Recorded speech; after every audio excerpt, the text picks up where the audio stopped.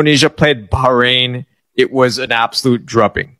10-0. And I know our Indonesian fans remember that. But there's a little bit of a difference this time. And there's two new boys that are coming through.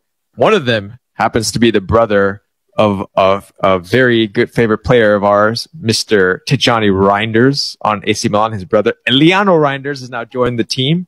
And the other is, and I'm going to butcher his name, Mr. Mes Hilhers, I believe is how you pronounce it. Mm-hmm. And guys, take it away. What are we looking out for our Indonesian boys this week? I mean, this is the moment, right? And they get these, not just reinforcements. These are class players that are coming into this team at just the right time.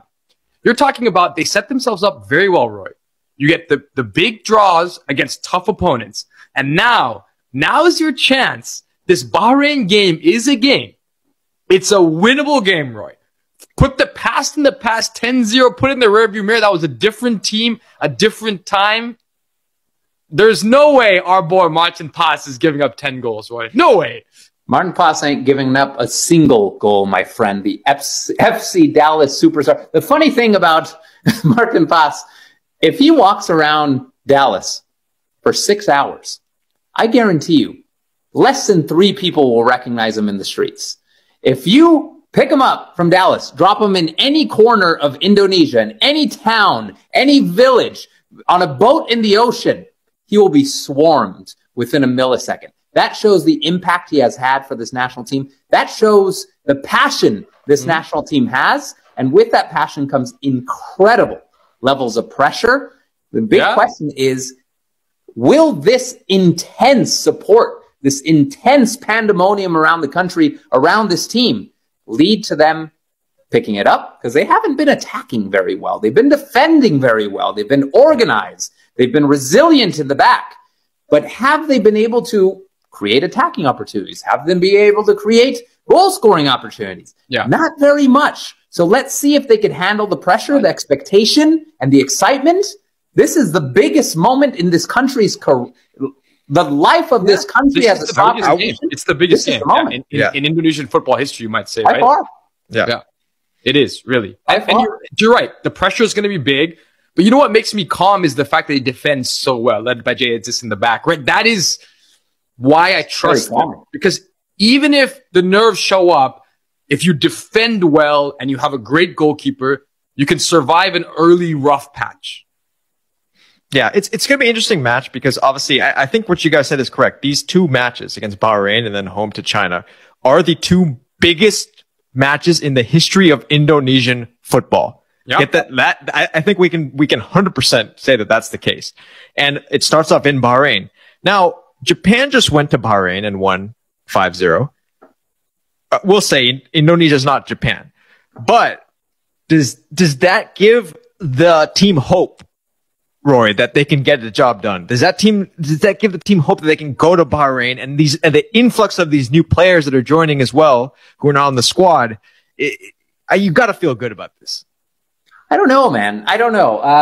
There's a lot of mind games around situations like these when you're going to face a team who recently got demolished. A team could approach that and say, you know what? Look what Japan did. We could do the same. If Japan beat them 5-0, we could beat them 1-0. Come on. Yeah. We're not less than 20% of Japan. We could get this done. Yeah. But on the other end, and this is where I lean more, Bahrain just got trumped 5-0.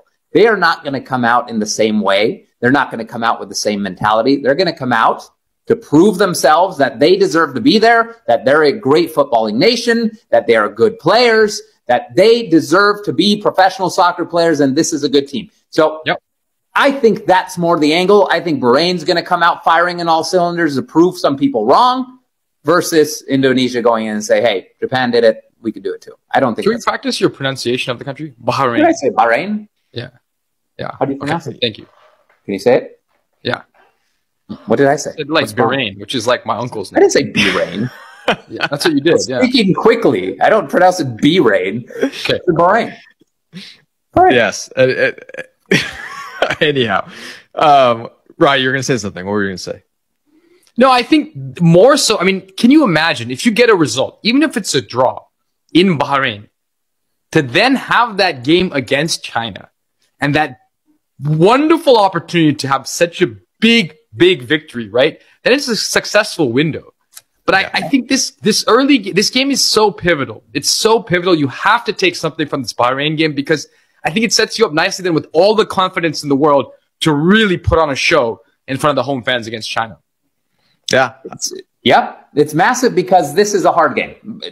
The game against Bahrain, it's a hard game. But Roy, it's a game you have to get a result in if you want to. Let's be honest. If you want to qualify for the World Cup, we can use those words in a sentence. We can say if Indonesia wants to qualify for World Cup, because let's be honest, for the first time in a long time, there's a possibility. Would you disagree? 100%, I agree. Yeah. It's a huge